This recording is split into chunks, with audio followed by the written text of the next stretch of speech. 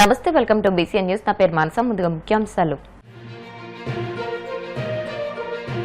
రాష్ట్రంలో పూర్తి పారదర్శకతతో, బాధ్యతతో, జవాబుదారీతనంతో డీఎస్సీ నియామకాలు జరిగాయి. శాసనసభ వేదికగా ముఖ్యమంత్రి చంద్రబాబు స్పష్టీకరణ. ఉంగుటూరు నియోజకవర్గంలో ఇరిగేషన్ కాలువలు, డ్రైన్లకు సంబంధించిన అంశంపై అసెంబ్లీలో ఎమ్మెల్యే ధర్మరాజు ప్రశ్న. త్వరలోనే పరిష్కారానికి చర్యలు తీసుకుంటామని మంత్రి నిమ్మల హామీ. ప్రజా సమస్యల పరిష్కార వేదికలో అందిన అర్జీలను త్వరితగతిన పరిష్కరించండి. అధికారులకు కాకినాడ జిల్లా కలెక్టర్ హరేంద్ర ప్రసాద్ ఆదేశాలు. ఎటువంటి ముందస్తు వివరణ అడగకుండా ఉద్యోగ సంఘాల నాయకులను సస్పెండ్ చేయడం దుర్మార్గం. ఆగ్రహం వ్యక్తం చేసిన వైసీపీ నేత నలమూరి చంద్రశేఖర్ రెడ్డి. మెగా డీఎస్సీ నియామకాల అంశంపై ఏపీ శాసనసభలో ముఖ్యమంత్రి చంద్రబాబు ప్రసంగించారు. విద్యారంగాన్ని తెలుగుదేశం పార్టీ ఎప్పుడు ప్రోత్సహిస్తుందని తెలియజేశారు. రాష్ట్రంలో విద్యా ప్రమాణాలు పెంచడంతో 1 లక్ష మందికి పైగా విద్యార్థులు ప్రైవేట్ స్కూళ్ల నుంచి ప్రభుత్వ స్కూళ్లకు వచ్చారని అన్నారు. గత పాలకులు 5 ఏళ్ల పాటు ఒక్క టీచర్ నియామకాన్ని కూడా చేపట్టలేదని విమర్శించారు. కూటమి ప్రభుత్వం అధికారంలోకి వస్తూనే తొలి సంతకం చేసి మెగా డీఎస్సీతో 15,941 ఉద్యోగాలను భర్తీ చేశామని సీఎం తెలియజేశారు. కేవలం 148 రోజుల్లోనే ప్రక్రియ అంతా పారదర్శకంగా పూర్తి చేసి నియామకాలు పూర్తి చేశామని అన్నారు. టెట్, డీఎస్సీ నోటిఫికేషన్లు సహా హారిజంటల్, వెర్టికల్ రిజర్వేషన్ల ప్రక్రియను అత్యంత శ్రద్దగా చేపట్టామని చెప్పారు. పూర్తి ప్రతిభ ప్రకారం 15,941 మందిని ఎంపిక చేసి నియామకాలు చేపట్టామని అన్నారు.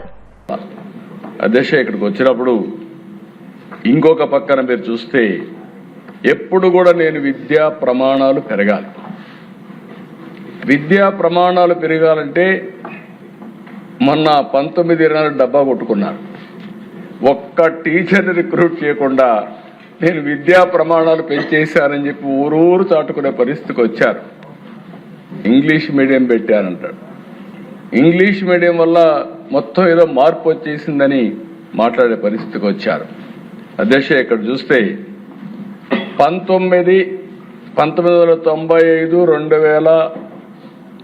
2024 ఇప్పుడు 25 వరకు మీరు చూస్తే 14 డిఎస్సీలు పెడితే 14 డిఎస్సీల్లో 11 డిఎస్సీలు నేను ముఖ్యమంత్రిగా ఉండే నిర్వహించాను. అధ్యక్ష, 11 డిఎస్సీలు నేను గర్వపడుతున్నా. Every year DSC. ఈరోజు పనిచేసే టీచర్స్లో 80% నేను నిర్వహించిన డిఎస్సీల ద్వారా ఎంపికైన టీచర్లే ఈరోజు కాలేజీలో, స్కూల్స్లో ఉన్నారు. అధ్యక్ష, ఒక్కడొచ్చి ₹1 అవినీతి జరిగిందని ఎప్పుడు చెప్పిన సందర్భమే లేదు. నేను ఒకటే చెప్తాను అధ్యక్ష, నా జీవితంలో మళ్ళీ ఒకటి చెప్తున్నా, నేను ఈ సీట్లో కూర్చున్నంత వరకు ఎవడైనా ఎక్కడైనా తప్పు చేస్తే అదే చివరి రోజు ఆ వ్యక్తికి ఆ విషయం గుర్తుపెట్టుకోవాలి. తప్పుడు ఆరోపణలు చేసే వాళ్ళని ఏ విధంగా చేయాలో మనమే ఆలోచించుకోవచ్చు. అధ్యక్ష, ఇంకో పక్కన అధ్యక్ష 1996 3 కేజీలు డ్రై రేషన్ తీసుకొచ్చాం. దేనికోసం అంటే ఈ పిల్లల్లో స్కూలుకు పంపకపోతే 3 కేజీలు బియ్యం ఇస్తే పిల్లల్ని పంపిస్తారు. డ్రై రేషన్ ఇచ్చిన రోజులు అవన్నీ. అక్కడి నుంచి ఇంకొక పక్కన అధ్యక్ష 2003లో మధ్యాహ్న భోజనం నాకు ఇప్పటికి కూడా జ్ఞాపకం ఉంది. ఎవరు చేస్తారంటే డాక్రా సంఘాలు ఉన్నాయి, వంట చేయడానికి సిద్ధంగా ఉన్నారు.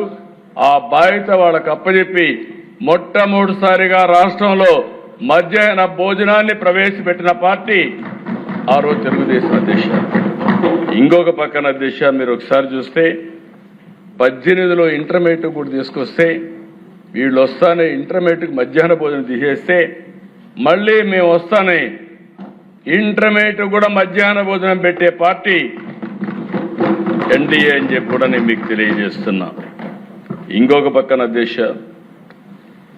ఆ రోజు ఆలోచించినప్పుడు స్టేక్ హోల్డర్స్ ఇన్వాల్వ్మెంట్ ఉండాలని, ఎవరైతే లబ్ధిదారులు ఉన్నారో వాళ్ళు ఇన్వాల్వ్మెంట్ ఉండాలని డాక్రా సంఘాలకి ఆ రోజు మహిళలకి డాక్రా సంఘాలు తీసుకొచ్చాం, వన సంరక్షణ సమితులు తీసుకొచ్చాం, సాగునీటి సంఘాలు తీసుకొచ్చాం.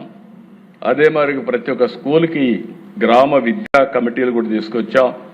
దాన్ని ఇప్పుడు లోకేష్ గారి నాయకత్వంలో మెగా పేరెంట్స్ టీచర్స్ డే కింద మనం సెలబ్రేట్ చేసే పరిస్థితికి వచ్చాం. ఇంకో పక్కన సమాజంలో అనేక సమస్యలు, వరకట్న సమస్య. పేరెంట్స్ అయితే ఆడబిడ్డల పట్ల వివక్ష చూపించేవాళ్ళు. మగపిల్లలై చదివించడం, ఆడపిల్లలై చదివించకుండా మానేయడం.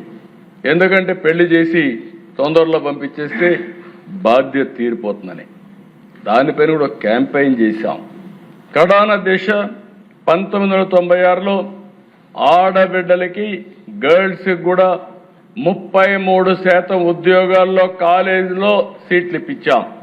చాలా మంది నా దగ్గరకు వచ్చి ఒక మాట అన్నారు, మీరు 33% ఇస్తున్నారు, మెరిట్లో వస్తారు, 50 క్రాస్ అవుతారు, మేమేం కావాలంటే పర్వాలేదు, బ్యాక్లాగ్ ఉంది, ఆడపిల్లలను చదువుకోవాలని ప్రోత్సహిస్తే ఈ రోజు నేను గర్వంగా చెప్తున్నా ఎక్కడైనా చదువుకున్న ఉద్యోగాలు చేసేవాళ్ళు అడిగితే భార్య భర్త ఐటీ ప్రొఫెషనల్స్ అయితే ఎవరికి ఎక్కువ ఆదాయం వస్తుందంటే ఆడబిడ్డలకే ఎక్కువ ఆదాయం వచ్చే పరిస్థితికి వచ్చింది.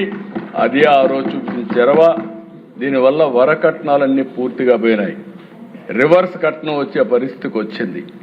ఇలాంటి వినూత్నమైన కార్యక్రమాలతో ముందుకు పోయాం. ఇంకో పక్కన నేను రాజకీయాల్లోకి వచ్చిన రోజులు మాకు బ్లాక్స్ ఉండేటి. ఇప్పుడు మండలాలు ఎన్టీ రామారావు గారు వచ్చిన తర్వాత పరిపాలనా సంస్కరణలో బ్లాక్స్ తీసుకొచ్చాడు. ఆ రోజు సమితిలు ఉండేటివి, ఆ రోజు జిల్లా పరిషత్ ఉండేది. ఆ రోజు చూస్తే ఎవరైనా జిల్లా పరిషత్ చైర్మన్ దగ్గరికి పొలం దగ్గరికి పోయి నన్ను ట్రాన్స్ఫర్ చేయమని అడిగితే ఇది చేస్తే ఆయన దగ్గర కాగితం ఉండేది కాదు, సిగరెట్ తాగే బ్యాక్ పేపర్ ఉండేది, దానిపైన ఆర్డర్ చేసి పంపించేవాడు. You can imagine. ఆ రోజు ఈ టీచర్స్ అంతా పంచాయతీరాజ్ టీచర్స్ జిల్లా పరిషత్ ఆధ్వర్యంలో ఉండేవాళ్ళు. జిల్లా పరిషత్ చైర్మన్లు, సమితి ప్రెసిడెంట్లు ఇష్టానుసారంగా వాళ్ళ ఇంటి దగ్గర పోయి పడిగాపులు కాసేవారు. అది చూస్తే నాకు అనిపించింది, చదువు చెప్పవలసిన టీచర్లు వేరే వాళ్ళ దగ్గర పోయి పడిగాపులు గాయడం ఏంటి? అందుకే ఫస్ట్ టైం పర్ఫార్మెన్స్ అప్రైజల్ చేసి కౌన్సిలింగ్ విధానం తీసుకొచ్చి ఏ రాజకీయ నాయకుడి దగ్గరికి టీచర్ వచ్చే పని లేకుండా నేరుగా వాళ్ళ పనితనం పైన ట్రాన్స్ఫర్ తీసుకొచ్చారు. ఏలూరు జిల్లా ఉంగుటూరు నియోజకవర్గంలో ఇరిగేషన్ కాలువలో డ్రైన్ల ప్రక్షాళన పనులు చేపట్టి రైతులకు సాగునీటి ఇబ్బందులు లేకుండా చూడాలని ఎమ్మెల్యే పచ్చిమట్ల ధర్మరాజు ప్రభుత్వాన్ని కోరారు. ఏపీ అసెంబ్లీ సమావేశాల తొలి రోజున ఎమ్మెల్యే ధర్మరాజు ఈ అంశాన్ని సభ దృష్టికి తీసుకొచ్చారు. కాలువలు డ్రైన్లలో పూడిక పేరుకుపోవడం, నిర్వహణ లోపాలతో రైతులు ఎదుర్కొంటున్న సమస్యలను పరిష్కరించేందుకు సమగ్ర ప్రక్షాళన పనులు చేపట్టాల్సిన అవసరం ఆయన వివరించారు.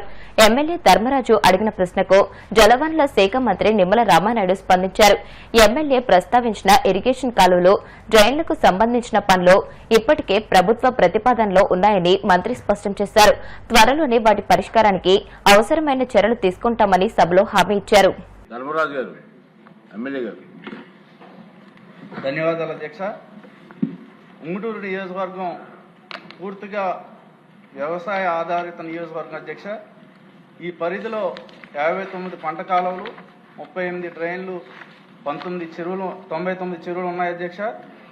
ఉంగుటూరు నియోజకవర్గంలో గణపురం మండలంలో 13 కిలోమీటర్ల మేర విస్తరించి ఉన్న యనమదూరు డ్రైన్పై కోమరం నుండి ఎస్కొందపాడు గ్రామాల వరకు 21 ఇన్లెట్లు ఉన్నాయి అధ్యక్ష. వీటిని గతంలో 2007లో గత ప్రభుత్వంలో జీవో నెంబర్ 258 ఇచ్చారు అధ్యక్ష. దాన్ని ఆ పనుల్ని అక్కడి నుంచి కూడా మొదలు పెట్టకుండా 2 దశాబ్దాలు పూర్తయినప్పటికీ కూడా వాటిలో ఎటువంటి పురోగతి లేదు అధ్యక్ష. వాటిని త్వరగా నిర్మిస్తే అక్కడ ఉన్న రైతులకు కూడా ఎంతో సంతోషిస్తారు అధ్యక్ష. వాటిని పునర్నిర్మించాలని మంత్రి గారిని మీ ద్వారా కోరుతున్నా అధ్యక్ష. రైతులకి ఈ యనమదూరు డ్రైన్పై 2 లిఫ్ట్ ఇరిగేషన్ ఉన్నాయి అధ్యక్ష. ఒకటి కొందేపాడు దగ్గర, ఇంకొకటి కేశవరం దగ్గర ఉన్నాయి అధ్యక్ష. ఆ 2 కూడా పూర్తి స్థాయిలో పనిచేయట్లేదు అధ్యక్ష. వాటిని మరామతులు చేస్తే వాటి అన్నిటికీ కూడా సకాలంలో సుమారుగా 1400 ఎకరాల వరకు సాగునీరు ఉంటుంది అధ్యక్ష. అలాగే కొత్తగా ఎస్కొందపాడులో కొత్త రెగ్యులేటరీ అంటే మనకి పంపింగ్ హౌస్ ఒకటి ఏర్పాటు చేస్తే సుమారుగా 700 ఎకరాలకి సాగునీరు సకాలంలో అందుతుంది అధ్యక్ష. అలాగే మాకు ఉంగుటూరు నియోజకవర్గంలో ప్రధానంగా ఇంకో 2 డ్రైన్లు ఉన్నాయి అధ్యక్ష. పందుకోడు తోకలపల్లి డ్రైన్ ఉంది అధ్యక్ష.